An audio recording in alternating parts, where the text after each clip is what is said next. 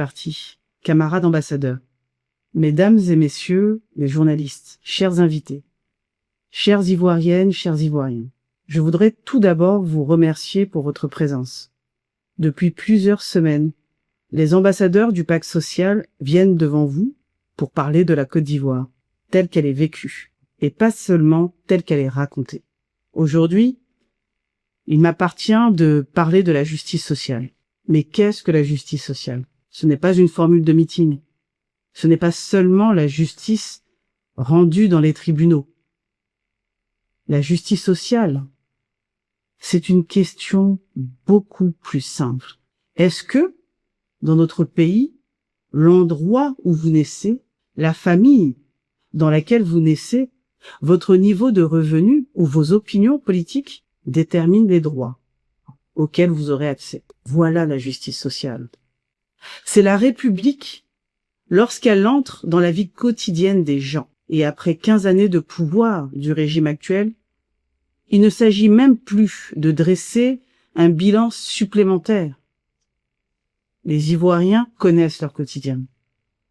Notre devoir est désormais de mettre des faits sur ce qu'ils ressentent, d'en rechercher les causes et surtout de proposer une autre direction. Je veux également être clair, nous n'allons pas nier ce qui a été réalisé. Le nier serait de mauvaise foi. Mais la véritable question est celle-ci. La croissance économique et les investissements ont-ils amélioré la vie de tous les Ivoiriens? C'est là que commence notre désaccord. Car un pays peut construire des ponts et laisser des enfants sans école. Il peut éclairer un village et laisser les familles incapables de payer la facture. Il peut distribuer des cartes d'assurance maladie et laisser le malade sans médecin. Il peut embellir Abidjan et dans le même temps détruire le toit d'une famille pauvre. Et c'est précisément lorsque cela arrive que la question de la justice sociale devient incontournable. Commençons par nos enfants. En 2010, le candidat Alassane Ouattara promettait une école gratuite et obligatoire jusqu'à 15 ans, 60 000 classes au primaire, 5 000 au collège, 60 000 instituteurs recrutés et formés. Il promettait encore que 100% des enfants en âge d'être scolarisés en primaire en 5 ans, puis 100% au premier cycle du secondaire en 10 ans. Il promettait également 810 milliards de francs CFA pour moderniser notre système éducatif. 15 ans après, regardons seulement les chiffres officiels. Dans le premier cycle du secondaire public, on atteint en moyenne 74 élèves par classe, alors que l'administration elle-même avait fixé une norme de 55. Pour l'année scolaire 2024-2025, un peu plus de 36 000 enfants n'ont pas pu accéder au CP1. Parmi eux, 18% faute de capacité d'accueil. Et selon le RGPH 2021 et les données reprises par l'UNICEF, environ 2 millions d'enfants se trouvent hors du système scolaire. Voilà la première injustice. On proclame l'école obligatoire, mais l'État n'est pas toujours capable de donner une place à l'enfant auquel il impose cette obligation. Et pendant ce temps, notre école publique recule au profit du privé. Aujourd'hui, 64% des élèves du secondaire sont scolarisés dans le privé et 77% des établissements secondaires sont privés. Ce qui devait être un service public universel a progressivement été externalisé vers des établissements privés que les familles doivent financer directement ou indirectement. Et regardez l'environnement dans lequel nos enfants étudient. Dans le primaire public, parce que là je parle du public, seulement 33% des écoles disposent de l'électricité. 42,7% ont un point d'eau. Moins de la moitié dispose de latrines fonctionnelles.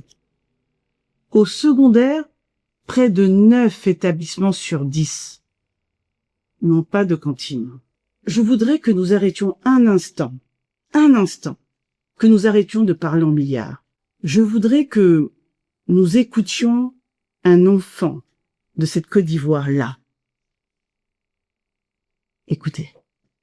En fait, moi, je viens de la Côte d'Ivoire. Moi, ce qui m'a poussé à sortir, c'est que pendant la crise post-électorale en 2010, j'ai perdu mes 2 parents. Alors, j'avais personne pour m'aider. Et un jour, nous sommes restés à l'école. Il y avait un document acheté, le professeur rentrait en classe. Il y a un mot qu'il employait qui m'a beaucoup touché. Il a même dit que l'école n'est pas faite pour les pauvres.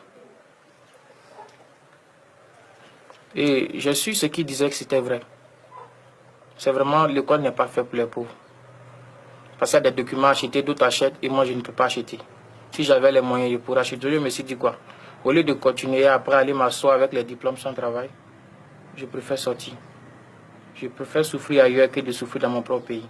Vous avez entendu? L'école n'est pas faite pour les pauvres. Cette phrase seule devrait nous empêcher de dormir. Parce qu'aucun enfant ne devrait jamais pouvoir quitter son pays en ayant retenu de son passage à l'école de Côte d'Ivoire que le savoir était réservé à ceux qui avaient de l'argent. Ce jeune homme n'est pas une statistique. Il est le visage humain d'un système.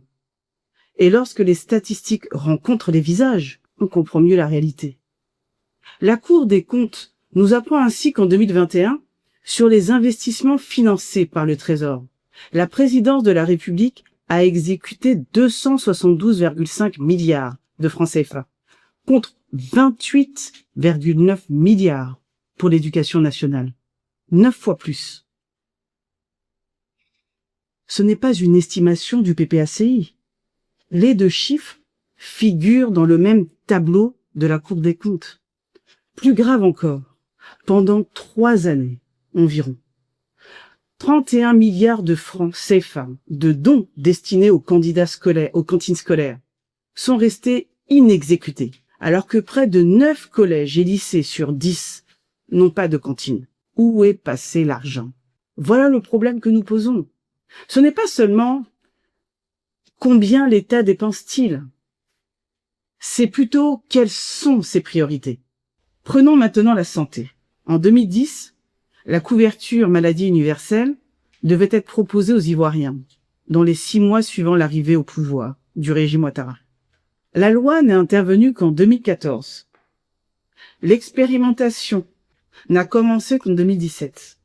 Les premières prestations ne sont intervenues qu'en 2019. Ce qui était annoncé pour 6 mois en 2010 dans leur programme de campagne a donc nécessité plusieurs années avant que les premiers soins soient effectivement délivrés. La CNAM annonçait au 2 décembre 2025 plus de 22,7 millions de personnes enrôlées. À la fin septembre 2025, environ 10 millions de cartes ont été distribuées. Mais pour quels résultats concrets?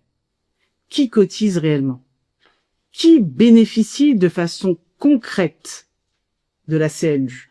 Le rapport du programme social du gouvernement reconnaissait lui-même que moins de 10% des assurés du secteur informel s'étaient acquittés au moins une fois de leur cotisation. Pourquoi?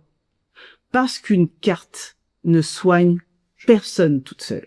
Il faut du personnel de santé disponible, et pour tous. Le ministère de la Santé dénombrait dans son rapport 2024 5447 médecins pour tout le pays, dont 3691 effectivement soignants. Et pourtant, sur les 34 régions sanitaires, 22 régions ont moins d'1 médecin pour 10 000 habitants. Plus frappant encore, la mortalité maternelle hospitalière était de 254 décès pour 100 000 naissances dans le Bounkiani, contre 21 dans le Poro. Selon la région où elle accouche, une femme ivoirienne peut courir un risque radicalement différent. Est-ce que c'est ça l'égalité devant le service public? Notre problème avec la CMU n'est pas dans son principe, L'accès de tous les Ivoiriens aux soins est une nécessité. Et cette ambition n'est d'ailleurs pas née avec le régime actuel. Sous la présidence de Laurent Gbagbo, la Côte d'Ivoire avait déjà engagé la mise en place de l'assurance maladie universelle.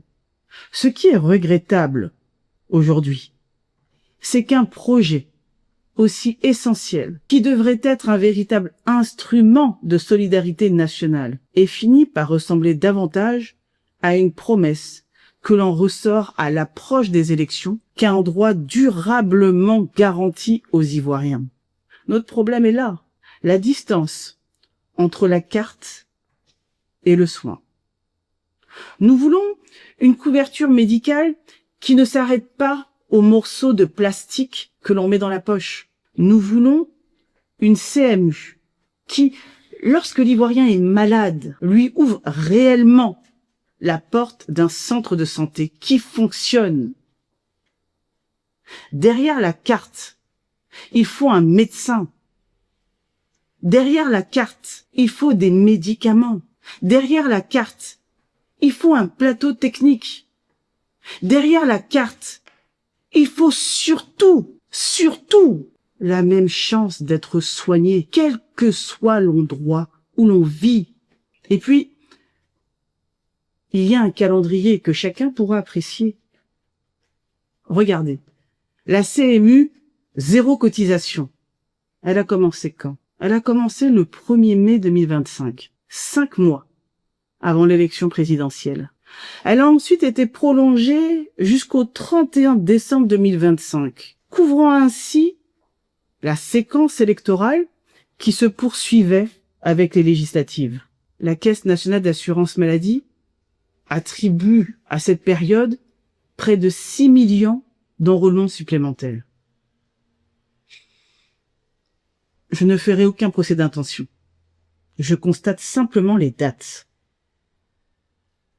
Mais, lorsque la gratuité apparaît à l'approche des élections et disparaît lorsque les élections s'éloignent, les Ivoiriens sont en droit de s'interroger. Voilà notre différence. Nous, au PPACI, nous ne voulons pas seulement donner aux Ivoiriens une carte de santé. Nous ne voulons pas leur donner un bout de plastique. Nous voulons leur garantir le droit d'être effectivement soignés, quelle que soit leur région d'origine. Voyons maintenant le logement des Ivoiriens. En 2010, on nous promettait la maison ado. Vous savez, la maison à 5 millions de francs CFA, remboursable avec 25 000 francs par mois. En 2015, l'engagement était porté à 500 000 logements sociaux en 10 ans.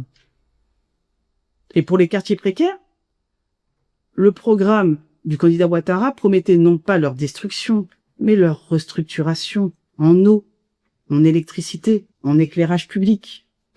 Or, le propre bilan du programme social du gouvernement évoquait seulement 15 618 logements implantés depuis 2011, toutes catégories confondues. Et les documents analysés permettent notamment d'identifier 637 logements sociaux effectivement livrés par la SICOGI entre 2012 et 2018. En 2023 encore, le programme d'urgence de 25 000 logements se trouvait au stade des études et des procédures d'appel d'offres. En résumé, les logements sociaux ne sont pas arrivés. Mais les bulldozers, eux, sont arrivés. À partir de 2024, Amnesty International a documenté les conséquences humaines des démolitions. Environ 28 000 personnes affectées à Boribana, 5 000 à Banco 1, 1199 familles à Gesco, 600 familles à l'abattoir. Je voudrais que nous écoutions un autre Ivoirien, un homme qui explique avoir voté pour Alassane Ouattara en 2010 et qui, après avoir été déguerpi du quartier Goblet, porte aujourd'hui un autre regard sur ce choix. Écoutez-le. Je suis un homme de RHDP. Voilà, j'étais voté. Je suis fier. Et deux mots sont fâchés contre moi. Aujourd'hui, ce quartier-là, ça va pas. Je suis content d'être ici. c'est le manque de moyens qui a fait que je suis ici aujourd'hui. Voilà. Là, je veux que tu écoutes ce que je te dis très bien. Si je suis dans ce quartier, c'est pas parce que je suis fier d'être ici. C'est pas un quartier où on doit vivre. Mais si on est ici, c'est le manque de moyens, c'est la misère. Voilà. À temps normal, tendez-nous la main. Voilà tout ce peuple-là. Personne. Le quartier prend plus de 8000 populations. Aujourd'hui, là, on n'a pas de docteur. On est là. On t'a voté là, on ne savait pas que c'était comme ça, tu allais nous récompenser. Voilà. C'est la misère, la solution de la misère que tu as envoyée chez nous. C'est pas la solution, hein. C'est la solution de la misère, de la pauvreté.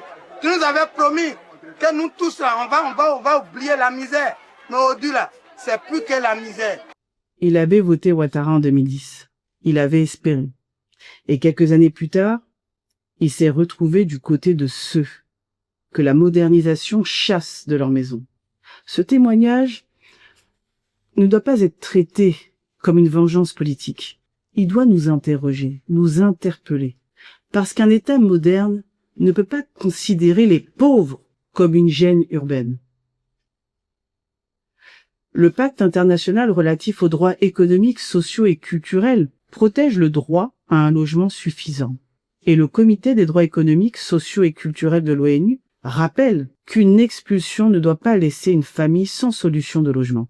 Dans plusieurs opérations de déguerpissement ici en Côte d'Ivoire, Amnesty International a précisément relevé des insuffisances de consultation, de préavis et d'indemnisation préalable. Nous, au PPACI, notre principe sera simple. Pas de déguerpissement sans solution digne de relogement. Voyons maintenant la question de l'eau et de l'électricité. Sur l'électricité, deux choses ont été faites, on va pas le nier. Mais ce qu'il faut comprendre, c'est que si un village est couvert lorsque la ligne électrique arrive, une famille, elle est éclairée lorsque le courant arrive jusqu'à chez elle et qu'elle peut payer la facture. Ce n'est pas la même chose. Le rapport du programme social du gouvernement de 2023 évoque un taux de couverture compris autour de 86 à 88%, selon le référentiel démographique qu'ils retiennent. Mais depuis 2023, les tarifs ont également augmenté. Une première hausse ciblée en juillet 2023, puis une hausse de 10% applicable à l'ensemble des abonnés à partir de janvier 2024. Il ne suffit donc pas de compter les poteaux pour dire qu'il y a de l'électricité partout. Il faut aussi regarder les factures. Même chose pour l'eau. Afrobaromètre constatait en 2024 que l'eau était devenue l'une des 3 principales préoccupations des citoyens ivoiriens, citée par 29% des personnes interrogées dans les données de 2021. Et le propre rapport du Premier ministre comptabilisait récemment plus de 16 000 pompes réhabilitées, réparées ou remplacées. Et ça faut bien comprendre, si après plus d'une décennie au pouvoir, si après presque 15 ans au pouvoir, il faut encore réparer autant de pompes, c'est que la question de l'accès réel à l'eau potable demeure entière. Faut pas se mentir. Mais aujourd'hui, un autre danger vient aggraver cette situation. Et ce danger, c'est l'orpaillage clandestin. La SODECI elle-même lançait publiquement cet avertissement. L'or passe, l'eau reste. Et elle précisait que l'orpaillage clandestin et l'utilisation de produits toxiques tels que le mercure détruisent les rivières, au point de provoquer l'arrêt de certaines usines de traitement et par conséquent des coupures d'eau pour des milliers de familles. Ce cri d'alerte doit être entendu pour ce qu'il est. Lorsque l'opérateur chargé de produire et de distribuer l'eau potable en vient lui-même à alerter publiquement sur la dégradation de la ressource qu'il doit traiter, nous ne sommes plus devant une simple difficulté environnementale. Nous sommes devant une menace directe sur un service public essentiel. Car l'orpaillage clandestin ne détruit pas seulement des sols ou des rivières. Lorsqu'il pollue la rivière qui alimente une ville, eh bien, il arrive jusque dans le robinet des familles. Il devient alors un problème de santé publique, un problème social. Parce que c'est un problème social, parce que ce sont d'abord des familles, les familles les plus modestes, qui souffrent des coupures et doivent acheter de l'eau ailleurs. C'est un problème économique. Et surtout, c'est un problème de responsabilité de l'État. L'État ne peut pas et ne doit pas se contenter de demander aux populations de protéger l'environnement. Il appartient à l'État, il lui appartient d'empêcher que des activités clandestines puissent durablement compromettre l'accès de milliers de citoyens à une ressource aussi fondamentale que l'eau potable. L'eau potable, enfin, quand même, l'eau potable n'est pas un luxe. Ce n'est pas un privilège réservé à certaines villes ou à certaines catégories sociales. C'est une condition élémentaire de la dignité humaine. Et c'est aussi cela, la justice sociale. Construire des infrastructures est important. Étendre les réseaux est nécessaire. Mais la première responsabilité demeure de garantir que l'eau qui circule dans ces réseaux soit disponible, accessible et potable. Enfin, et surtout, je dirais le plus important, il y a aussi la question de notre système judiciaire, ou du moins la question de la justice tout court. Il y a effectivement une première injustice, plus silencieuse, plus discrète, et donc plus redoutable. Elle commence parfois quelques jours après la naissance.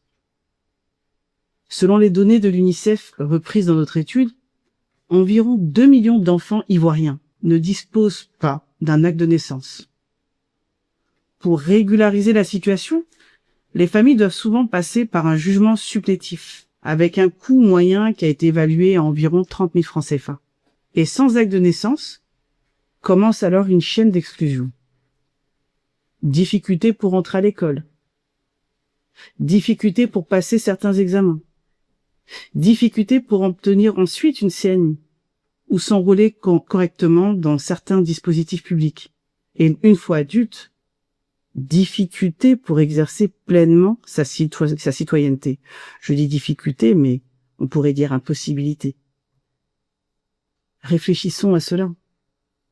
Dans la même République, certains enfants reçoivent, dès leur naissance, tous les moyens d'exister juridiquement, et d'autres doivent payer pour prouver qu'ils existent. La pauvreté ne doit jamais condamner un enfant à l'invisibilité. C'est pourquoi la justice sociale commence aussi par un état civil fiable, accessible, de proximité et réellement abordable pour toutes les familles. Et cette injustice ou cette inégalité, elle se poursuit devant le juge. Le comité contre la torture des Nations Unies constatait encore en juillet 2024 une population carcérale proche de 3 fois la capacité totale des prisons, ainsi que des conditions préoccupantes d'hygiène, d'alimentation et de détention. Et s'inquiéter des détentions préventives de longue durée. Il faut quand même rappeler qu'un prévenu demeure innocent. Il demeure présumé innocent.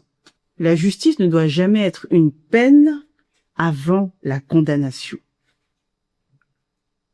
Et surtout, elle doit être la même pour tous, puissants ou pauvres, gouvernants ou opposants. C'est aussi ça la République.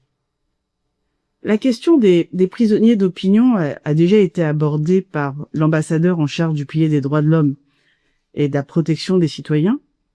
Je n'y reviendrai donc que brièvement, mais la gravité de la situation impose de rappeler un principe simple. La prison ne doit jamais être la réponse aux désaccords politiques.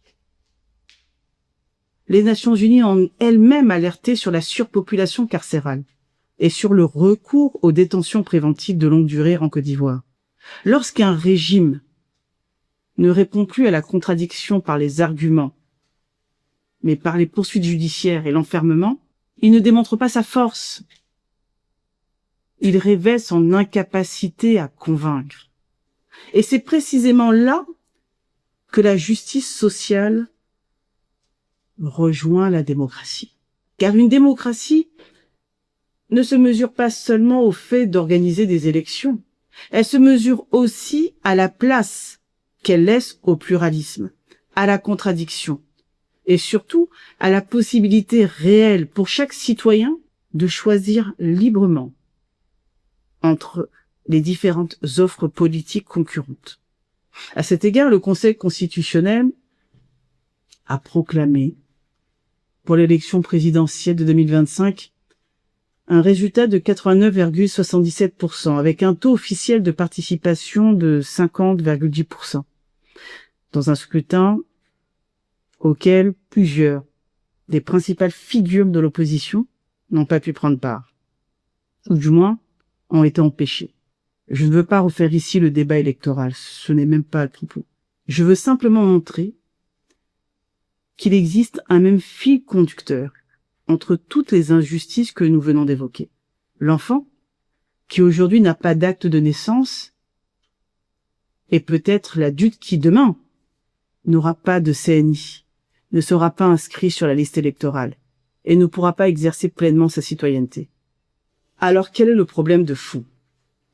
Lorsque nous mettons bout à bout l'école, la santé, le logement, l'eau, l'électricité, l'état civil, la justice, un même constat apparaît. Le problème de la Côte d'Ivoire n'est pas seulement un problème de richesse, c'est un problème de répartition des priorités de la République. C'est un problème de redistribution des richesses. Notre budget national a considérablement augmenté. Des infrastructures ont été réalisées. Mais trop d'Ivoiriens regardent encore cette croissance passer devant eux sans que la croissance entre véritablement dans leur maison. C'est ça que le pacte social voulu par le référent politique, le président Laurent Gbagbo, entend changer.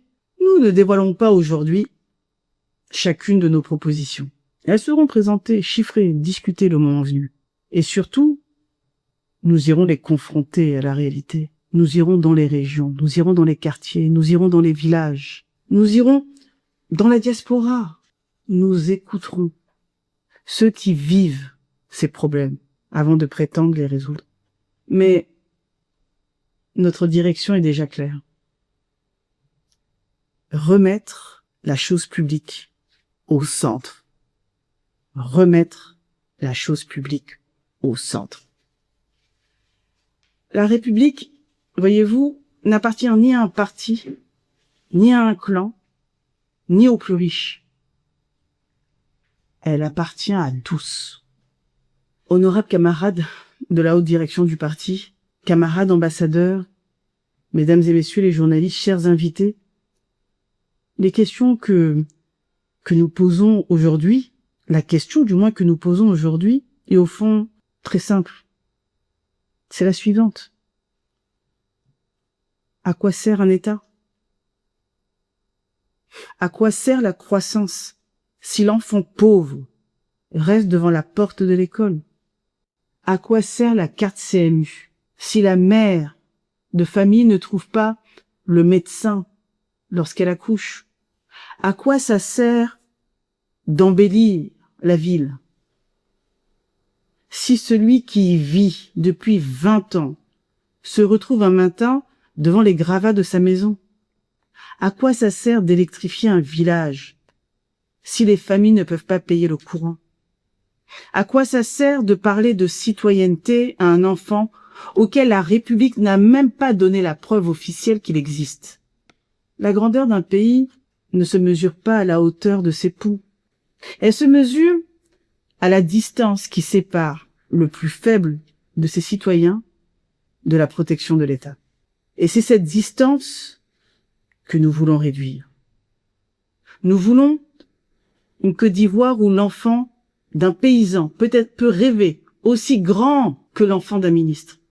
Nous voulons d'une Côte d'Ivoire où être pauvre ne signifie pas être invisible, où tomber malade ne signifie pas choisir entre se soigner et nourrir sa famille, où le développement ne chasse pas les plus faibles, mais les emmène avec lui, où l'État ne demande pas d'abord qui es-tu, pour qui votes-tu, combien gagnes-tu, où habites-tu, mais où l'État dit simplement « Tu es ivoirien, tu as des droits, et je suis là pour les garantir. » Voilà le pacte que nous voulons construire.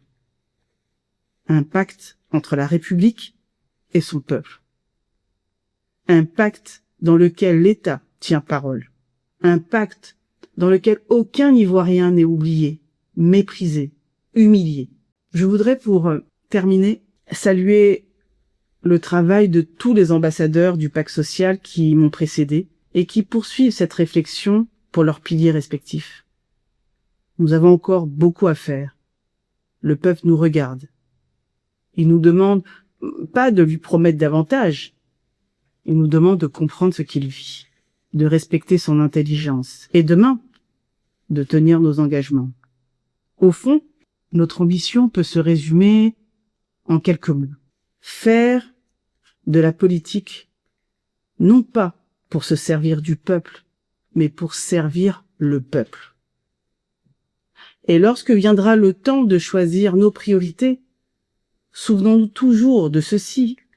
Eux pourront compter les ponts à Abidjan. Nous compterons les vies améliorées. Parce qu'un pont est utile, oui. Une route est utile, oui. Un stade peut être utile, effectivement.